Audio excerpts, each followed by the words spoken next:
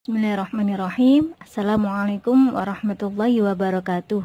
Kali ini kita belajar bersama Nazm Amriti bab Naibul Fa'il. Selamat menyimak dan semoga bermanfaat. Aqim maqam al-fa'il alladhi hudhif maf'ulahu fi kulli ma lahu 'urif.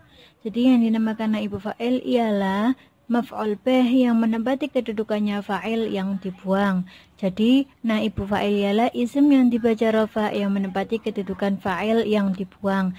Jadi seperti contoh dari fa'il qara'a Zaidun al-Qur'ana, maka naibul fa'ilnya menjadi quri'a al-Qur'anu, yang mana fa'il qara'a mabni ma'lum dirubah menjadi majhul yakni quri'a. Kemudian fa'il Zaid dibuang dan maf'ul bih al-Qur'ana menjadi naibul fa'il al-Qur'anu. Di sini pembedaannya yakni dalam artinya ketika fa'il yaitu Zaid membaca Al-Qur'an, sedangkan naibul fa'il Al-Qur'an dibaca. Maf'ul bih yang menempati kedudukannya fa'il itu juga menempati tempatnya fa'il dalam semua hukumnya, yakni wajib rofa. Kemudian berlaku ma'mul umdah, yakni ma'mul yang boleh dibuang. Terus wajib diakhirkan dari fi'il, dan amilnya atau fi'ilnya itu harus disunyikan dari tanda tasniyah ataupun jamak.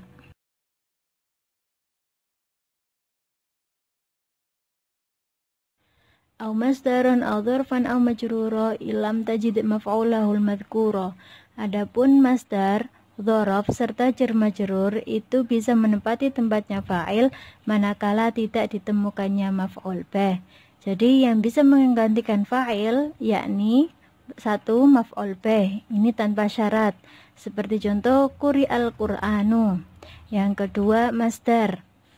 Masdar di sini disyaratkan mutasharif, yakni bisa ditasrif, dan mukhtas. Mukhtas itu menunjukkan arti khusus, baik itu sebab disifati seperti contoh julisa julusun tariqun, atau sebab diidhofahkan julisa julusu zaidin, atau menunjukkan arti naw' atau adat seperti dhuribtu darbataini. Kemudian yang ketiga yakni dzaraf. Ini juga disyaratkan mutasharif dalam artian itu bisa ditasrif. Jadi bukan dzaraf yang biasanya dibaca nasab seperti ba'da, qabla, inda dan lain sebagainya. Bukan dzaraf yang itu yang dimaksudkan, tapi dzaraf yang mutasharif dan juga dzaraf yang mukhtas, baik itu sebab disifati seperti julisa majlisu mufidun, atau sebab idhofah suhirat lailatul qadri, atau menjadi alam syima ramadhanu.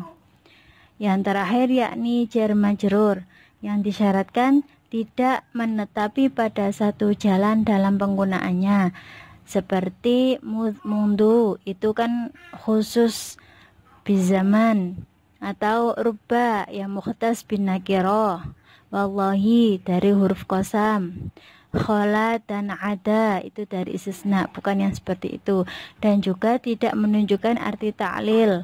Maka contoh di sini yakni julisa 'alal kursi.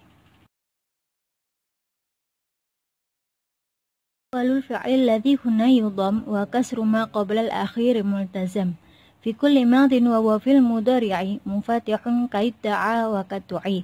Jadi untuk membuat fi'il mabni majhul ialah awal fi'il itu di dhamma dan di kasro untuk huruf sebelum akhir.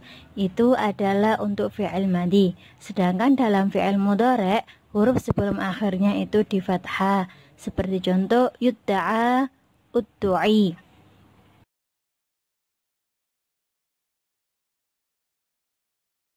Jadi untuk membuat fi'il mabni majhul apabila berupa fi'il madhi, maka huruf pertamanya di dhamma dan huruf sebelum akhir di kasrah, seperti contoh quri'ah. Sedangkan jika berupa fi'il mudhari', maka huruf pertamanya di dhamma dan huruf sebelum akhir di fathah, seperti contoh yuqra'u. Sedangkan jika berupa fi'il amar itu tidak bisa dimajhulkan. Kenapa? karena jika ia dimajhulkan maka dapat merusak sighah dan maknanya fi'il amar itu sendiri. Lebih detailnya lagi, apabila berupa fi'il madhi diawali tak mutawa'ah, maka huruf pertama dan yang kedua itu didhammah dan huruf sebelum akhir dikasroh. Takassaro menjadi tukussiro. Sedangkan jika fi'il tersebut diawali hamzah wasol, maka huruf pertama dan huruf yang ketiganya didhammah, sedangkan huruf sebelum akhir dikasroh. Seperti contoh ujtumi'a dan ustukhrija.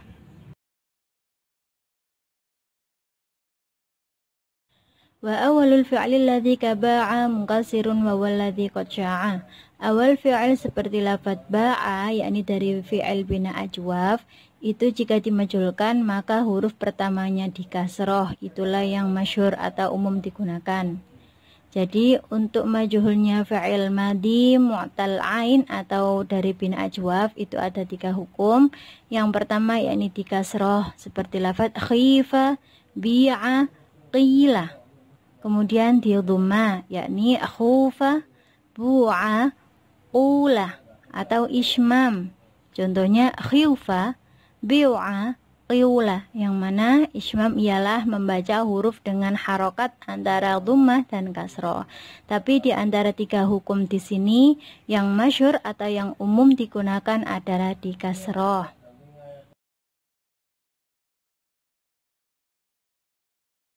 Wadaka imamut maru amutaru syanihima kayukrum bashiru amma dhamiru fawana qalina du'aitu ud'ama du'ai ila ana.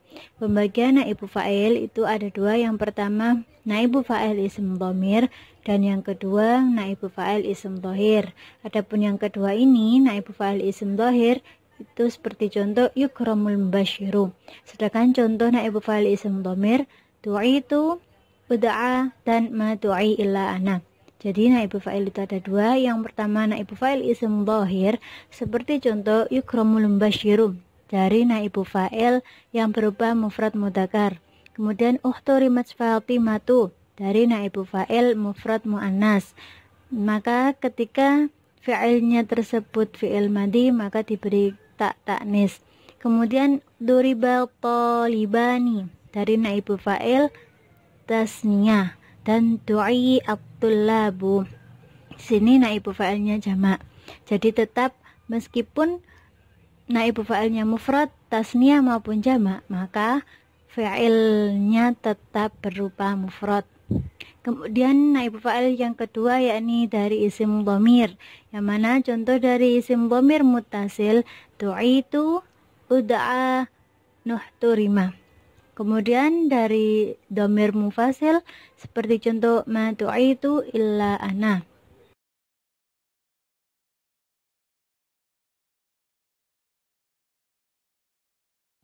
Wallahu a'lam bishawab. Syukran ala ihtimamikum. Semoga apa yang telah kita pelajari bersama mudah difahami dan bermanfaat. Jazakumullah ahsanal jaza.